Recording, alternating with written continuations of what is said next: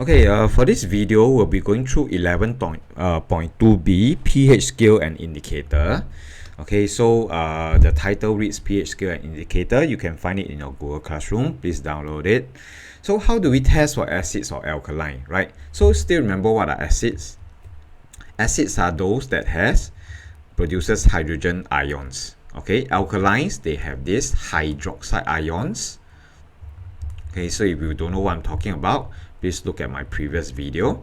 So hydroxide ions. So what is a pH scale? Basically, it is a scale that they made, right, to measure how acidic or alkaline a solution is. Okay, so I think in my previous video I say the lowest value is 1, but actually is 0.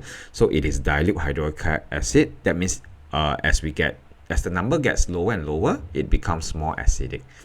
Then on the other hand, we have numbers like 14, which is actually very alkaline. So we have dilute sodium hydroxide.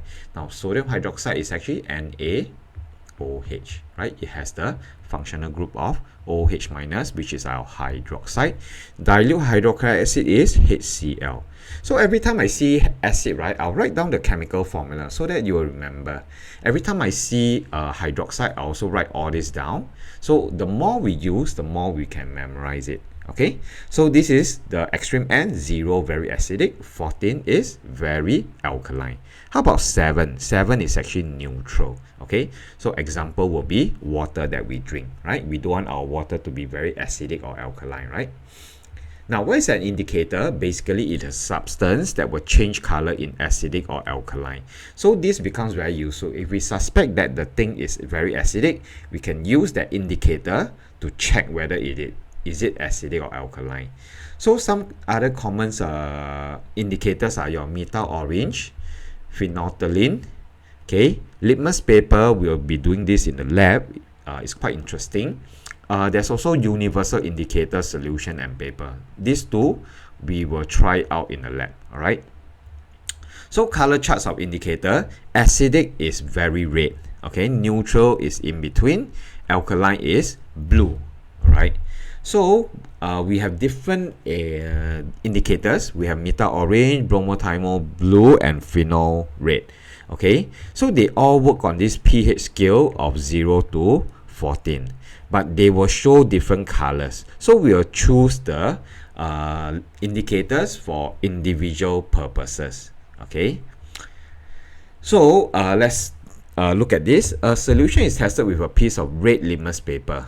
So red litmus paper is to test if it turns blue. If turns blue means the solution is alkaline. Okay, how about blue litmus paper? Blue litmus.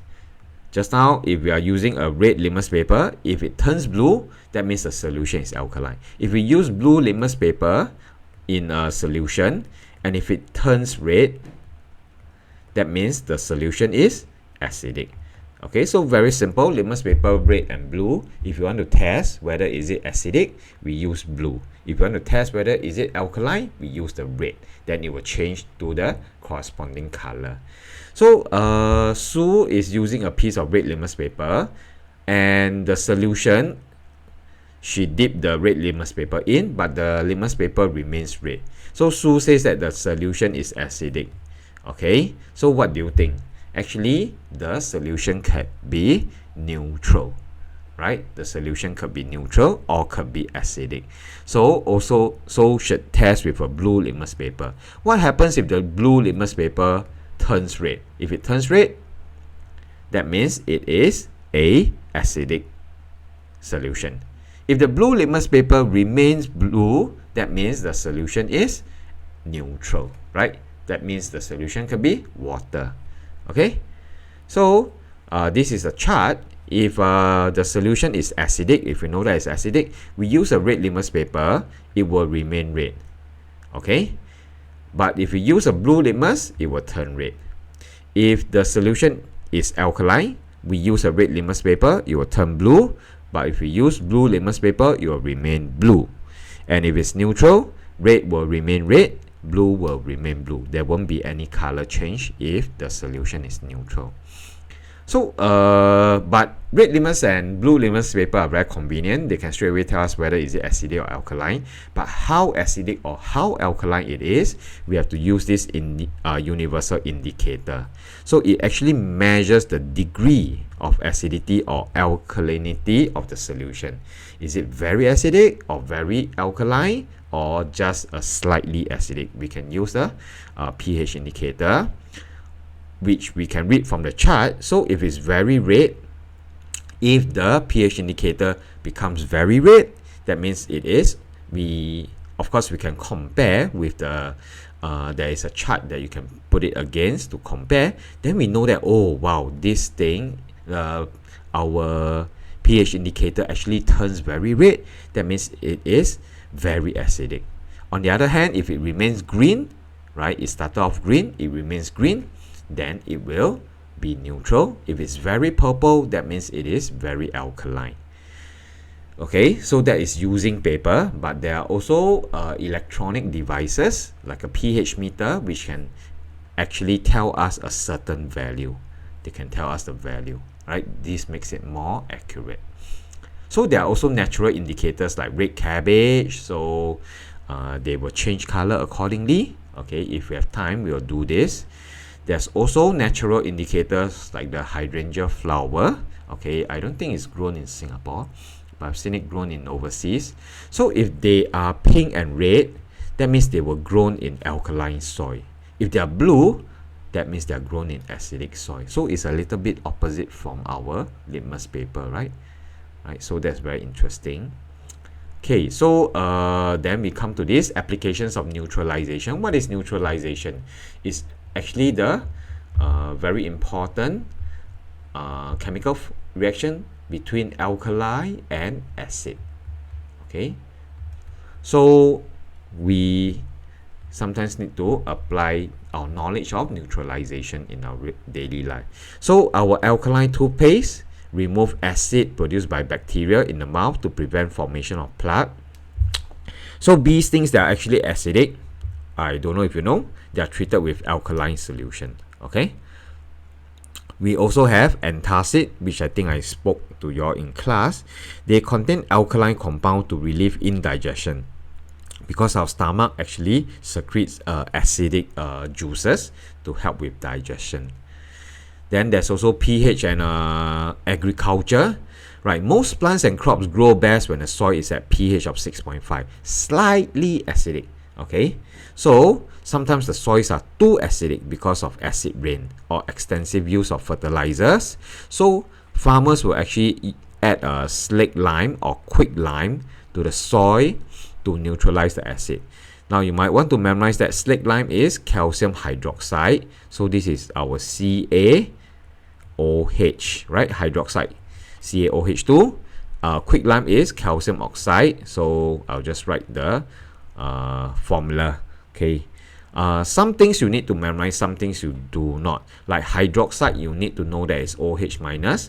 Chloride is Cl minus, sulfate is SO4 2 minus, carbonate is CO3 2 minus, hydrogen ion is H plus. Okay, you also need to know from the periodic table and the electronic configuration what are some of the ions that the metals can form. Like calcium will be 2 plus, magnesium 2 plus, aluminium 3 plus, potassium K plus. Okay, yeah. So that's it for this 11.3. I will quickly go to 11.4. How do chemical reactions occur? This one is also a very short set of notes. Please download from Google Classroom. Okay, so what can cause chemical changes to occur? We have done this before. Mixing, right? Heating, using heat energy, exposure to light. So this one example is the photosynthesis. We also have X-rays, right? Examples. Interaction with oxygen can be combustion, or it can be, example, rusting, right? Using an electric current, it is our electrolysis. Okay, we pass current through water and it breaks down into hydrogen gas and oxygen. So mixing, some reactions occur easily by just mixing two or more reactants together. So it makes vinegar and baking soda. Example, heating, some require heat energy. Okay, so that they have the energy to react. So combustion and thermal decomposition. So this is a breakdown. Okay, and this is plus oxygen, burn in the presence of oxygen. So you can read about how firework works. Okay, exposure to light, this is our photosynthesis or developing of photofilms. Interaction with oxygen, it can also cause this unique neon beach in Iran.